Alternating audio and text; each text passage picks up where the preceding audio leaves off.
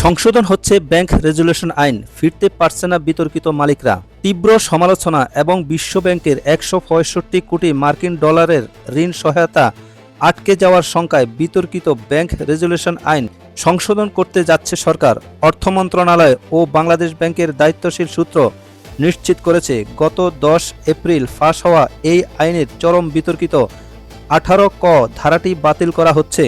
এই ধারাটি বাতিল হলে ব্যাংক দখলকারী বা আর্থিক কেলেঙ্কারিতে জড়িত সাবেক শেয়ার হোল্ডারদের ব্যাংকের সম্পদ ও দায় পুনরায় ফিরে পাওয়ার আর কোনো সুযোগ থাকবে না। দেশের ব্যাংকিং খাত সংস্কার ক্ষেত্রে সরকারের এই পিছুহটাকে একটি অত্যন্ত ইতিবাচক সিদ্ধান্ত হিসাবে দেখছেন অর্থনৈতিক বিশ্লেষকরা। মূলত দেশের ৫টি ইসলামী ব্যাংকে কেন্দ্র করে এই আইনি জটিলতার সৃষ্টি হয়। ব্যাংকগুলো হলো এক্সিম ব্যাংক, সোশ্যাল ইসলামী ব্যাংক, ফার্স্ট সিকিউরিটি ইসলামী ব্যাংক, গ্লোবাল ইসলামী ব্যাংক, ইউনিয়ন ব্যাংক। বিগত আওয়ামী সরকারের আমলে একটি নির্দিষ্ট ব্যবসায়ী গোষ্ঠীর সীমাহীন ঋণ জালিয়াতি ও বেনামি ঋণের কারণে এই ব্যাংকগুলোকে চরম মূলধন ঘাটতি, তারল্য সংকট এবং আকাশচুম্বী খেলাপি ঋণের সৃষ্টি হয়। পরবর্তীতে বাংলাদেশ ব্যাংক এসব ব্যাংকের পরিচালনা পর্ষদ ভেঙে নতুন বোর্ড গঠন করলেও গ্রাহকদের আস্থা পুরোপুরি ফেরানো যায়নি।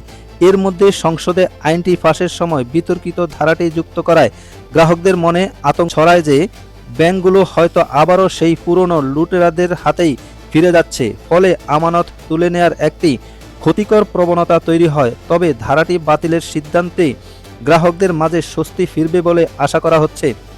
কি ছিল সেই বিতর্কিত ১৮ ক ধারায়? গত ১০ এপ্রিল অন্তর্বর্তী সরকারের তৈরি করা ব্যাংক রেজুলেশন অধ্যাদেশটিকে আইনে পরিণত করে বর্তমান সরকার। তবে আইনটি জাতীয় সংসদে পাশের ঠিক আগ মুহূর্তে ১৮ ক নামে একটি নতুন ধারা যুক্ত করা হয়। এই ধারায় বলা হয়েছিল, কোনো ব্যাংক রেজুলেশনের পুনর্গঠন বা অবসায়ন আওতায় যাওয়ার আগে যারা এই ব্যাংকের শেয়ার ধারক ও মালিক ছিলেন তারা চাইলে পরবর্তী সময়ে আবার সেই ব্যাংকের শেয়ার, সম্পদ ও দায় নেওয়ার জন্য বাংলাদেশ ব্যাংকে আবেদন করতে পারবেন। এই ধারাটি ফাঁসের পরপরই অর্থনীতিবিদ ও সুশীল সমাজের মধ্যে তীব্র ক্ষোভের সৃষ্টি হয়। অভিযোগ ওঠে, বিগত সরকারের আমলে ব্যাংক খাত ধসিয়ে দেওয়া বিতর্কিত প্রভাবশালী মালিকদের পেছনে দরজা দিয়ে আবারও মালিকানায় ফিরিয়ে আনতে এই ধারাটি উদ্দেশ্য প্রণোদিতভাবে যুক্ত করা হয়েছিল। বিশ্বব্যাংকের কঠোর অবস্থান ও ঋণ অনিশ্চয়তা। আইনটি সংশোধনের পেছনে সবচেয়ে বড় ধাক্কা এসেছে আন্তর্জাতিক দাতা সংস্থা বিশ্বব্যাংকের কাছ থেকে। বিশ্বব্যাংক স্পষ্ট জানিয়ে দেয়, আর্থিক খাতের সুশাসন নিশ্চিত না করে এবং লুটেরাদের ফেরার পথ খোলা রেখে এই বিশাল ঋণ ছাড় করা সম্ভব নয়। ফলে বাজেট সহায়তার অংশ হিসেবে পাওয়ার অপেক্ষায় থাকা কমপক্ষে ১৬৫ কোটি মার্কিন ডলারের সহায়তা সম্পূর্ণ অনিশ্চিত হয়ে পড়ে। বিশ্বব্যাংকের ঢাকা অফিসের সাবেক মুখ্য অর্থনীতিবিদ মোহাম্মদ জাহিদ হোসেন বলেন, ১৮ ক ধারাটি আর্থিক খাতের সংস্কারের ক্ষেত্রে একটি বড় ধরনের নীতিগত পশ্চাদপসারণ ছিল।